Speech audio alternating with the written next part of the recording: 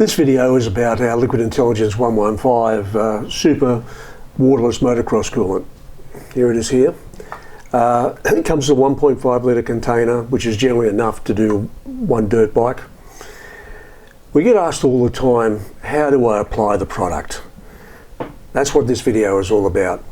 Now, the instructions on how to apply it are on the back of the container, but the simple way of doing it is that you flush the system out completely until there's absolutely no glycol left in there at all. Then reconnect the bottom radiator hose or drain plug, however you've drained it. Fill it full of water, leave the cap off, and run the bike until it gets nice and hot, up to full running temperature. At that point, the thermostat's going to be open, and it's not pressurized because you've got the cap off. Stop the bike and drop the water out, either the drain plug or the bottom radiator hose. Now, theoretically, what doesn't come away at that point evaporates out on the hot block, and you're left with a totally dry bike.